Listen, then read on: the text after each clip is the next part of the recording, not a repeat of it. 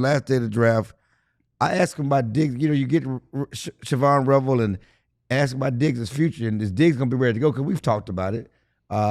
And certainly I was one of the first people to bring up the fact that they didn't like Diggs' rehab and the way he approached rehab the last time. I like the way the fans stood behind Trevon Diggs and said, Clarence, you're an idiot and you don't know what you're talking about. Always. Yeah. You know, and then Jerry basically talked out of turn, I guess, so to speak. You know, some things you say behind closed doors, you don't say public about your players. Well, Jerry had no problem letting everybody know what the Cowboys felt about Diggs and how he approaches rehab. That setup. We have a good idea. He's working hard. That's very important because if he will be very good and diligent as to his rehab process, then he'll get back quicker. And he will arrive, when he does get back, sounder than if he has not worked as hard. He's more subject to injury. He's learned that one time. So my point is, I have a lot of hope that his actual rehab and experience from the time before is really helping him out, and I think it has. Basically said he didn't work hard the last time, and which we had sources tell us that they did not like how he approached his rehab. Certainly, Michael doubled down and talked about Diggs working outside the organization and doing things, and I think what Jerry's saying is how he approached his rehab the last time. Again, he was out most of 2023 with an ACL, spent all offseason rehabbing, and then re-injured his knee, different type knee injury, most likely worse injury. And basically what Jerry's saying is it injured again because he didn't do the right thing the first time, which is what we talked about. He didn't approach it the right way the first time. And when you're paying a guy that kind of money, he signed a deal before the 2023 season to be one of the top paid cornerbacks. It brings into question his future. And that's kind of where we are because there's a chance most likely he won't be on the field at the start of the season. Now we're out of these last two seasons, we're out of the guaranteed money. So the Cowboys could conceivably walk away from the contract after this season, especially from when you have to pay Deron Blank, you got to decide what his future is. And you don't know what Diggs is going to be like coming off two major knee injuries. This is the Jerry Jones precursor special.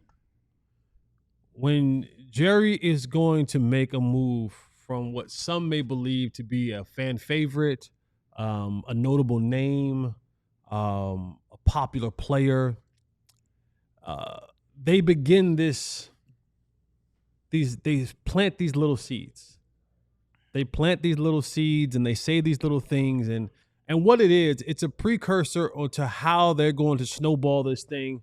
Now, Diggs can stop the snowball. He goes out there and he has a great season and he's one of those 6, 7, 8, 9 interception type years. Then you got to just kind of eat your words and now, let him finish out his contract because you don't want to get away with a play like that. But if Diggs isn't the player that he was right before he got the contract, this is the precursor of Jerry Jones.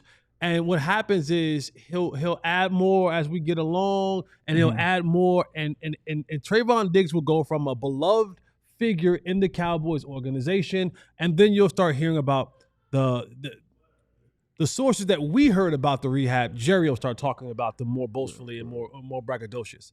Then there'll be ways of he'll keep doubling down on that, and what'll end up happening is we'll get to the end of the season, and Diggs will be the scapegoat for however this thing goes, and we need to make some changes, and we're not feeling this, and we're not feeling that. But let's be honest, that's part of why you look at the thirst need at cornerback, and you did trade for one back for Elam, but you double down for the position because you had he's insurance. Diggs you could walk away. Bland contracts up at the end of the year, and you got to decide on him, and so that's why Revel getting a cornerback was necessary. You guys know how this is going to play out, right? Yeah, I already know how it's going to play out because I remember when Diggs had those interceptions, leading the league, all the other stuff, and they were comparing to Dion, and he broke the Everson Walls record. He was on top of the world. He was considered, people, they were talking about the yards he gave up, but he always had all those picks. And to go from that to now, to potentially being them walking away from him, That happened fast. Life comes at you fast. It would be way cooler if he came back from rehab and he was great, and then you had a corner who, as the market goes up, is still locked in for like 3 more years, and he's going to be awesome. Like, that'd be way better. And I think my opinion is mostly shaped by the last rehab and the fact that, despite the fact that he had all those picks, he did not get a market-setting deal. No. Which is how you knew there was something He got a team-friendly deal. Like, what I always thought about Trevon Diggs is dude makes plays, dude gives up plays. Right. High risk, high reward player. That's it. And people get mad about that observation, but that's very real. Otherwise, the guy who's leading the league in picks, if he was also a shutdown player, he would have gotten all the money. Right. But he took below market because they both knew. And then with the rehab thing, like, it's always been in my mind that this will be his last year. They'll cut him after this season. It would be way cooler if he showed up and was a baller this season and you're like, holy crap, we have a really good corner for 3 more years. But let's be honest about it. And we've talked about it. And you've had injuries and you played the game. I've never had an injury. There's no way he can be the best Diggs this year. I mean, it sounds good, but coming off back-to-back years of rehab, it's going to take another year for him to get stronger and confident to be that guy. He may go be that guy for somebody else after they get rid of him, but there's the chances are slim. Obviously, I'm not going to go out there and say they're not taking a guard, even though they was trying to take a receiver. They couldn't get the receiver, so they took a guard. But I'm not going to go out there. Say if they can't get the receiver they want, then I'm they not might going to use go out it. there. Well, who knew Carolina was going? No one knew that. I mean, no. Carolina, I did not see that. Oh, you did? Yeah, I knew all of my, I did not see Carolina taking a receiver in all of my drafts. But anyway, so I'm not going to say he can't come back and be that player, but the odds are against him that he can be a difference-making player coming off back-to-back knee surgeries, coming off with a rehab that in the past was career-ending when you're talking about what he's dealing with and coming back from. Ended my career. Yeah. Fracture. So I just don't know if he can do that. It sounds good, but odds are against him being that guy this year. And then the Cowboys having to make a decision on his future and Deron Bland's future because Jared's not ready to pay that kind of money.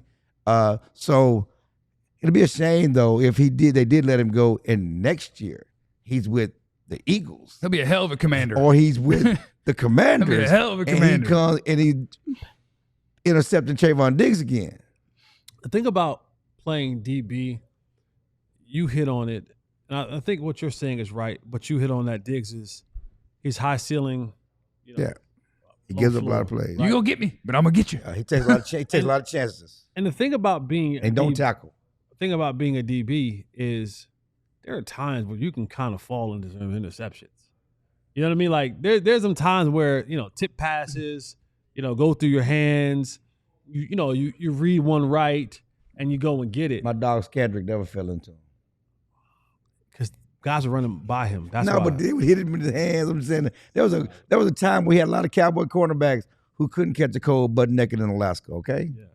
So Skandrick was busy complaining about where he got drafted 10 years later.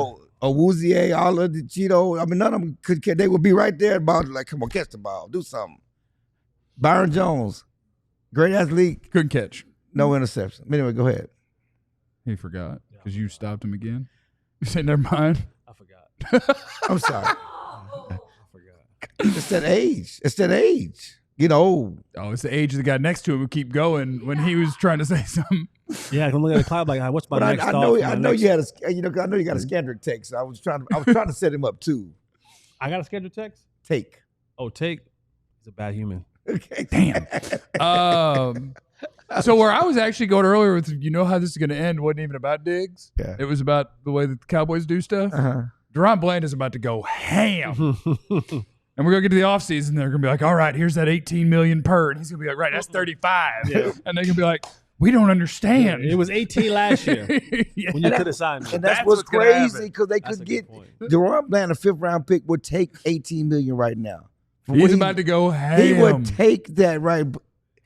Talking about getting out ahead of the contract like the Eagles, get ahead of Bland. But I think they're paralyzed. I think they're paralyzed because anything below the no doubters, the ones that they have chosen to get that done with, a lot of them have blown up on them. And so now they do want to be so sure that even the ones that we all know it's getting done, they're like, oh, I don't know, that other contract that we signed with Lyle Collins, really, we better be careful here. And it's like, it's CeeDee Lamb, dude. It's Micah. Write the check. But we'll see how all that goes.